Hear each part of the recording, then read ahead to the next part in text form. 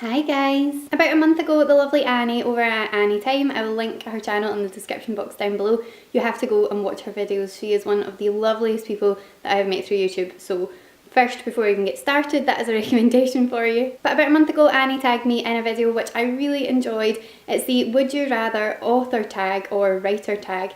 And it's a whole bunch of questions about writing and your likes and dislikes and preferences when you're writing, and I thought that it was really fun and I was really looking forward to filming it. So without further ado, there are a lot of questions, so I'm just going to get started. Question number 1 is, would you rather have a male or female main character? Now for me, on a personal level, when I'm writing stuff, I tend to write more female. That I think is just, it's something I feel more comfortable with, it's something that I feel more authentic with, and I think that that's probably something that the more I write sort of in-depth male characters, the more comfortable that I will feel. But through my life, I think that I have a habit of writing a little bit as therapy, if that makes sense. Like, I like to write just to kind of sort out things in my head sometimes, and so a lot of the stories that I like to write and a lot of the characters that I like to write probably incorporate quite a lot of myself in them. So that's maybe why I tend to write more female characters.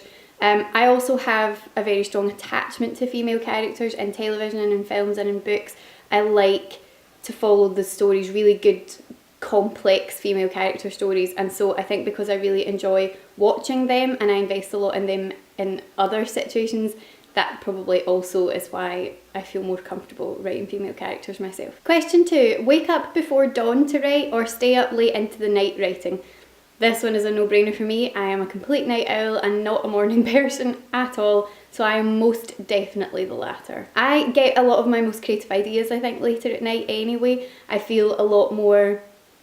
I do a lot of my better thinking late at night, if that makes sense. Like, if I've had something that I'm trying to figure out, sort of story-wise, if I'm writing something, or if I'm just, you know, it doesn't have to necessarily be related to writing, I definitely think that I think better later at night than I do early in the day, so yeah, I would definitely say late at night. Question 3 is, write a book that is torturous to write but becomes very popular, or write a book that is fun to write but it's only known by a very small audience? Oh, that's quite a complicated question. I think if it was a quick but torturous process, I think if you wrote it quite quickly and then it became quite popular and then that kind of led on to opportunities to write more fun books that would be more accessible to other people, then maybe it maybe would be worth just going through the torturous process to get to the opportunity to write more for pleasure. I don't know. I think at the moment, because I'm not writing as a career, I'm not writing professionally, I'm not doing this, you know, I'm not an author, well, certainly not one who's ever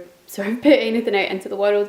I would say obviously do something that's fun to write, but it's only known by a small audience. But if I was to, I don't know, achieve some sort of success with something, if I was to put something out there and it was to do okay, and then I was given the opportunity to write a torturous book, but that would kind of explode out into the world and let lots of people know about me and give me good opportunities, then maybe that would be okay. The next question is, write in first person or write in third? It's funny, when I was younger, most of the books that I read were third person, and I liked to read books that were in third person. And then as I got older, I started finding first person more appealing, and now when I write, it's predominantly first person that I use. Again, I think that's probably quite linked to that idea that I said that I write as a sort of form of kind of, it's a very sort of cathartic process for me to write, and so if there's things that I'm thinking about, not necessarily personal things, but maybe like sort of global issues that are bothering me, I like writing quite a lot about sort of media related things, and so things that are concerning me about that, if there's stuff sort of floating around in my head, I think writing in first person for me, I don't know, I have to feel more connected to the character when I do that. It's just, and I also feel like my writing flows better in first person than it does in third. I find that when I was younger, I don't know why, when I was a kid I was very, very good at writing very descriptively, and I feel like as I've got older I'm not quite as good at that, but I feel like I'm a lot better at writing what's going through someone's head. So I don't know, I'm more comfortable in first, just probably for that reason. I know that first person can potentially be slightly more limiting than third, but I just find that I enjoy it. The next question is, meet any character from a book or short story that you really love for a day, or get to personally know an author who you really admire. I think I would probably say, that's really difficult, I should have thought about this one more. I would like to get to know, and this isn't a person from a book, so I'm not really answering this question properly here, but I have a very strong connection to the character of Emma Swan, who's a television character, not a book character, but she is a character in Once Upon a Time, and more than anyone else, I would want to meet her. So I'm just going to say that. I know she's not a book character, so I'm cheating slightly, but meeting her would mean more to me, I think, than meeting anyone else. So yeah, I'm going to go with her. Question number 7, only be able to write your book in scenes from end to beginning, or only be able to write your book in scenes that jump around in time. I think probably scenes that jump around in time, and I'm assuming that that means that it will end up being a coherent, like linear thing. Once it's finished, it will all sort of read chronologically or in whatever sort of form you want it to read. You know what I mean, you'll slot the pieces together in the order that you want them to be. It won't be that is how the book will end up. But I think that I would find that a lot easier than writing from end to beginning, because I jump around quite a lot when I'm writing anyway, which I know is probably not great, but I find that there'll be periods where I'll get to a section and I'll just be like, I don't know how I want to tackle this yet. It's not going well. I'll start writing a bit and I'll be like, no, this isn't going where I want it to go, and I'll leave it. And I'll go and I'll write another bit and then I'll come back to it later on. There's a thing that I'm writing at the moment that there is a section at the beginning that I have been avoiding for, I'm not joking, months. I have avoided writing this section for months because it's not quite got into the sort of main event of the story yet, and it's a sort of lead-in bit, and for me, I know why I need to have it there, but I'm not as excited about it as I am for the rest, so I've just been leaving it. And now it's reached the point where I've had to go back and actually work on it, and so I've been trying to do that the past couple of weeks. I've found it not great, but I'm getting there with it, and it will require a lot of going back over, but it's very near the beginning of this thing, so I do find that I tend to jump around in time when I'm writing things anyway. As I say, I know that that's probably not the most sensible way of approaching things, but hey ho, it works for me. Question number 8, only be able to write dialogue if you say it out loud in the voices of whoever it is that you're writing for, or only be able to write action sequences if you act out the action of it. For the same reasons as Annie, I'm going to go with the dialogue one. I think the dialogue one can be quite helpful anyway, because I think it's really helpful to speak your dialogue as you're writing it, because then you see if it sounds natural.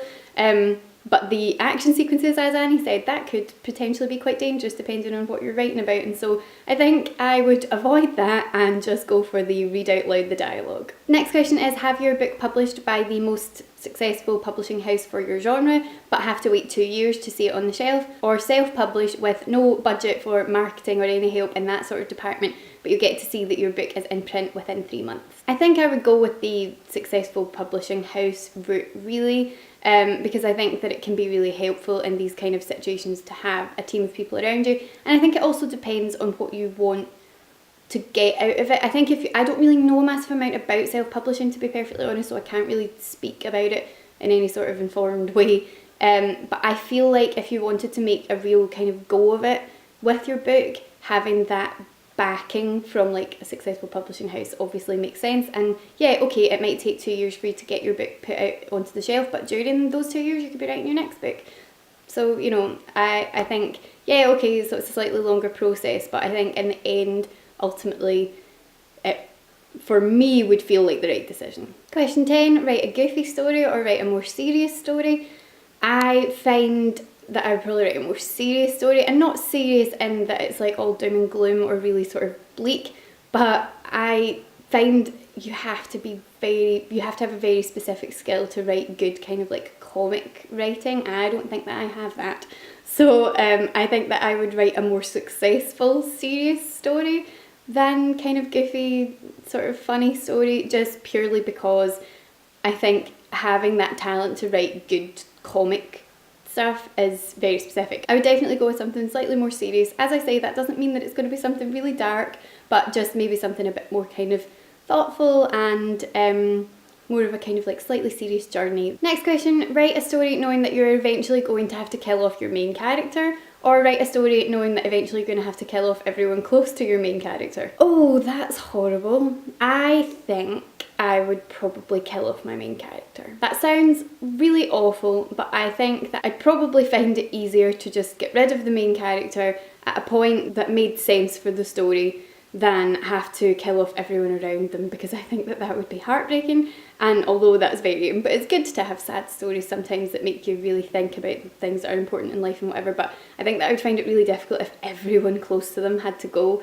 I think that although it would be really sad, especially when you've spent a lot of time with a character, if you've written a character for a long time and they become quite close to you, it would be really horrible to have to get rid of them. But I think I would probably find it easier knowing that I'm writing their story and that sadly at the end of it, the end of the story is that they have to go, rather than get rid of everyone close to them and put them through that, I think. I mean, it depends on the story, but I think that's what I would go with. Next question, leave your ending on a cliffhanger or leave it as a slightly open ending but somewhat bittersweet. I would leave it a slightly open ending that was somewhat bittersweet rather than a cliffhanger. The only way that I would leave it as a cliffhanger was if I was absolutely guaranteed that I was getting to publish a second book, so a sequel to it.